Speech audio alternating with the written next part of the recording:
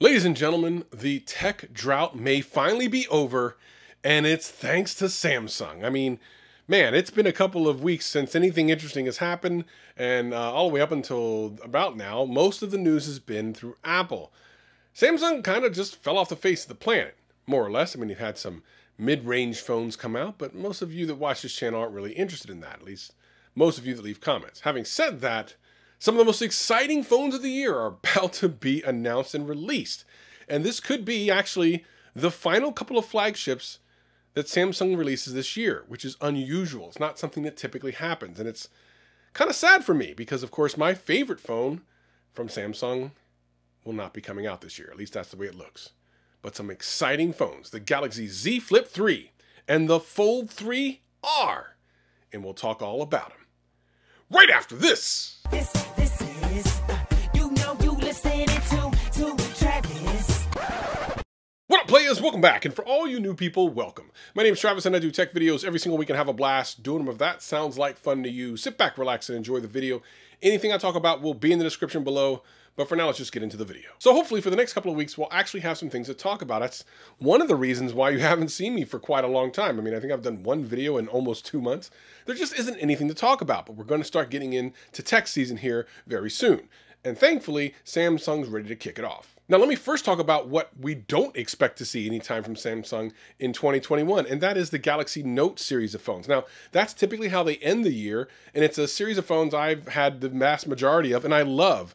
But this year is the year it looks like they're not going to have one.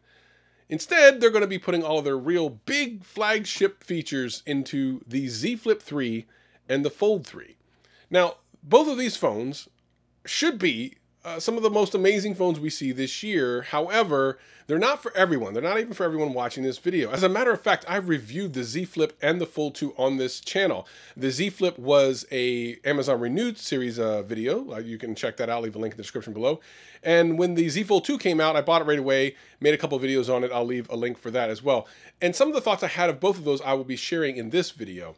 Moving forward, though, these newer versions of these phones are going to be pretty spectacular, but the question is, will anyone buy them? Now, some of you watching this video are super excited about these phones, and you're probably going to buy one or the other. And for the first time since these phones came out, Samsung's doing something really aggressive with the pricing. And I'm not necessarily talking about the fact that they're supposed to come out cheaper than last time, which, by the way, they would have to. They were way overpriced last time. But if you're going to order it and pre-order it through Samsung themselves, seems like they've actually been paying attention to trade-ins. They're marketing themselves as one of the best places to trade in phones to get your new phone. And that's actually been true the last couple of years. Samsung's done a great job with some of the trade-ins, with trade-in deals that kind of supersede anything you can get anywhere else.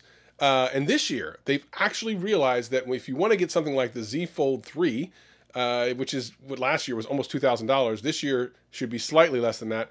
We might need some financial help, and they're willing to help out. And that is, they're giving you the ability to trade in multiple phones towards that phone.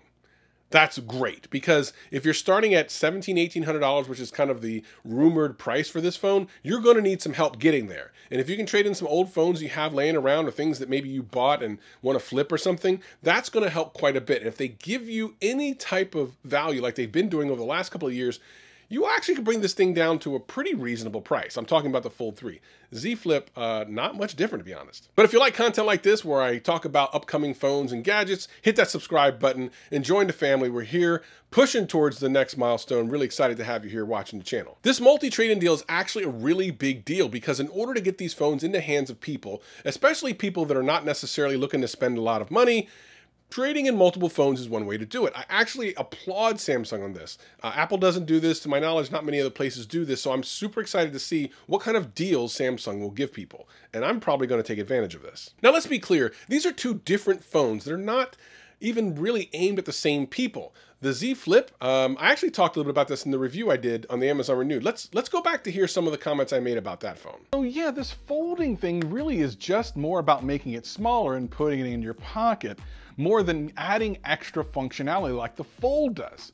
And I think that's probably why they weren't really aiming this at people that are like heavy into tech. Although Michael Fisher and Austin Evans really love this phone. And I kind of see why. It's fast, it works great, and it is easier to put in your pocket, and extended, it's got a great size screen. But basically it's just a phone at that point, where at least the Fold 2 is something different. In my mind, that phone is for people who want something kind of fashionable, something kind of practical, because when it's unflipped, when it's completely the normal length of the phone, it's basically just a smartphone. There's actually no really cool benefit to having it other than folding it and making it compact. Like, there's really no benefit at all. It just becomes another phone. So the flipping and unflipping is almost like a novelty. It's not something that you get a lot of functionality out of. Sometimes you can use it to kind of, I don't know, take some selfie pictures, I guess, but I mean, how often are you gonna do that? The Z Fold, however, is something different. And I actually reviewed this phone last year and I had a lot of thoughts about it. I said this. The thing that I said in my last video that some people didn't agree with, but I still to this day absolutely believe. This thing's not really a phone. Now, I know some of you are gonna immediately go, this is the dumbest comment ever, but let's just take a breath here for a minute.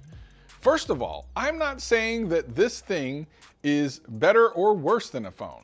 I just don't see it as a smartphone. You see, smartphones do a bunch of things very well. And this thing does a couple of things pretty darn well. One decently when it's closed, and one really awesomely when it's open. But in neither form are they really like a smartphone. And I stand by that. The Z Fold 2 is an amazing gadget, thing, computer. I just have a hard time calling it a phone because to me it's something different. It's not worse. It's kind of better sometimes. And quite frankly, I think it's more of a production piece. I think the people that are buying that are trying to get work done. The people that are getting the ZFlip may be fashion-minded or just want something that's easy to put away.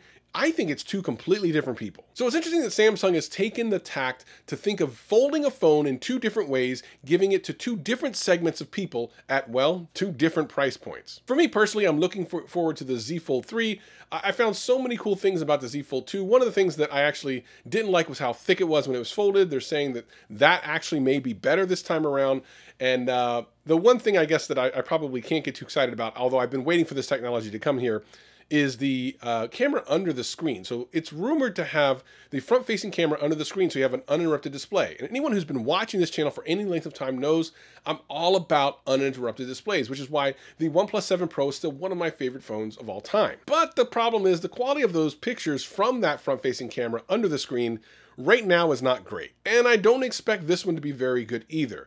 I guess they figure you're just going to be using it for occasional video calls and it just needs to be good enough, and you'll use the rear-facing cameras for anything else. And that is probably true. But again, I love the uninterrupted display, and if it looks good, then I'm all about that life. But if they have compromised the pixels in that area, as I've seen in some other phones, or if they've compromised the picture quality too much, then it almost seems like a step backwards. Personally, I would rather wait until the technology is perfected and then put it under the screen, and then you're good to go. Ever since the original Fold was announced, one of the first things I said on this channel was that it should eventually replace the Note.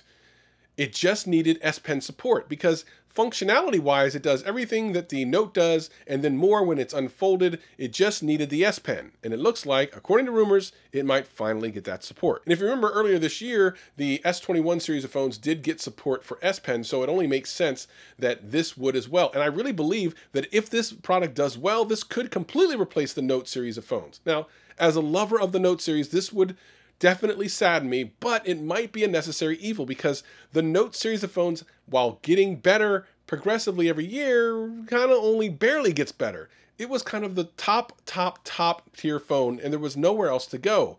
So taking it to the next level by making it a folding phone, I think makes sense, where the S series of phones can take the place of the normal candy bar shaped smartphone flagship. Now, both of these look like they're gonna have the latest Snapdragon 888 processor. It means they're gonna be super fast. The cameras should be pretty good. I mean, the cameras were good on both last time, but I'm unsure if they're gonna be as good as the S21 Ultra. I expect both of these devices to come with things like DeX and wireless DeX and maybe even some new technology there to make these things production powerhouses.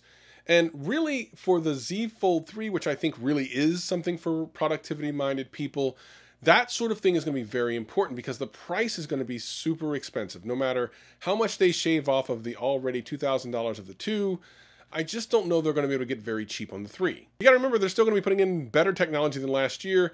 And while they are going into it, mind first of lowering the cost, I just don't expect you to be able to get a $1,500 Z Fold. And by the way, $1,500 is still a lot of money. The Flip, on the other hand, if you're just looking for something interesting to flex, like I said in the review, I mean, that's cool, but I just don't see the point of the Z Flip over just a really good candy bar style phone. It just, to me, doesn't make any sense.